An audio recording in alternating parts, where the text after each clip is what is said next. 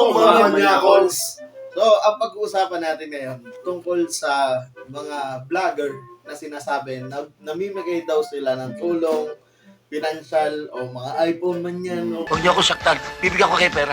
kung ano. Ikaw naman. Hindi naman tinutuloy. Parang, Uy! Teka, wag! tulad ni ano, ni... Oh, Si ano, hindi, biblip ko naman to lahat kayo mag-alala. Okay. Tulad niya. Ay! uy! Tropa natin yun! Ito ang hindi ko i-biblip. Di rin. Hindi ko tropa yun. I'm not belong to the zoo. Uy! May hugot. May pagumba sa zoo. Hindi. Hippopotamus. Okay, sige. Pag-usapan natin sila at kung ano bang impact nila sa mga utak ng mga nakakapanood sa kanila at umaasa sa kanila. Okay. Okay. Unang-una. Paasahin nila yung tao sa maling informasyon, sa maling salita na gagamitin nila para makinabang sila. Unang-una, pangangakuan, nabibigyan ng ganitong halaga. Pangangakuan, nabibigyan ng ganitong ayuda. Si ganito naman, aasa. Oh. Sinamba yung sinasabi. Hindi ba parang napakasakit naman pagka nalaman mo na lahat pala ng yun pawang scam lang.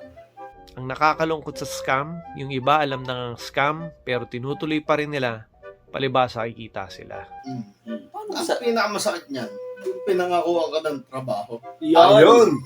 Oo. Tapos, Nag-resign ka! Ano yung nangyari sa akin? Nag-resign ako. So, nawala sa akin yung kabuhayan. Lahat and everything. Kasi umasa ako sa pangako niya. So, sa madaling sabi, na-scam ako ng isang malaking scam. Sikat ba tong vlogger na to? Hindi, namimigay nga ng pera para sumikat. Kumbaga, yun yung mekanismo na ginagamit niya Oo. para sumikat. Mamigay na lang din kaya tayo pera baka sumikat din tayo. I wanna feel like it's raining on me, okay? Unang-una, wala tayong pera. Ang meron lang talaga tayo ay gandang lalaki. Yan. Hayop ka talaga! Ang ganda mong lalaki! At saka malaking... Give me you, show me what's...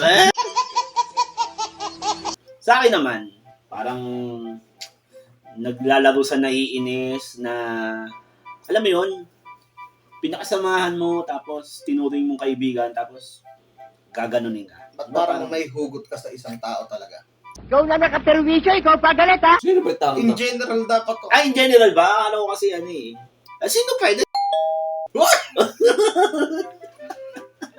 Dahil yung sa akin, minsan kasi, yung meron talagang mga vlogger na ganyan yung content eh.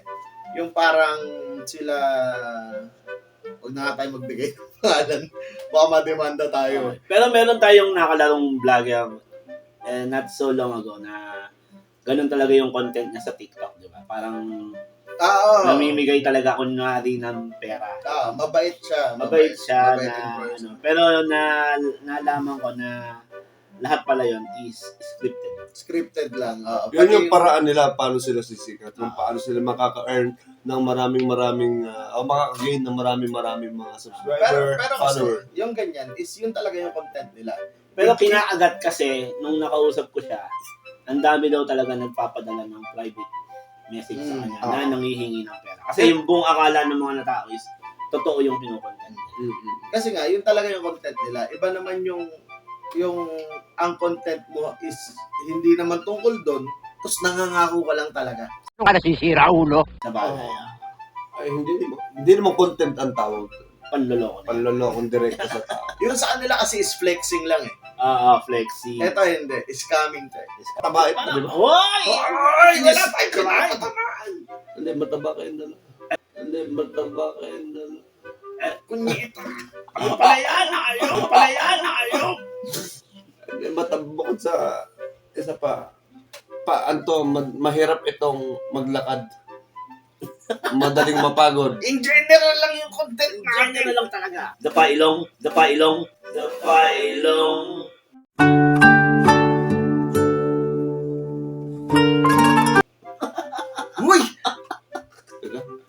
the views and opinions of them is not, Buti na lang, tao silong. hindi lahat ng tao ay pera ang habol sa inyo. Totoo. Sana learn to give yung quality entertainment, hindi dahil pinapalo kayo dahil umaasang may pera kayo. Ay, sakto may entertainment yung...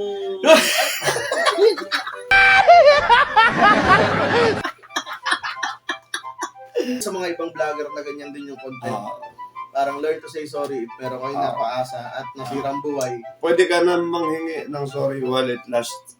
Siyempre, hanggat hindi pa nag-iinit yung ulo na, baka bigyan ka namin ng tigit-tigis ng pektos dyan. Laging tatandaan na what comes around goes around. Dahil may karma na tinatawag. Yes, definitely right. Tama. Mm-hmm. And the wheels on the bus goes round and round. Wheels on the bus go round and round. Round. Usit! Stop it.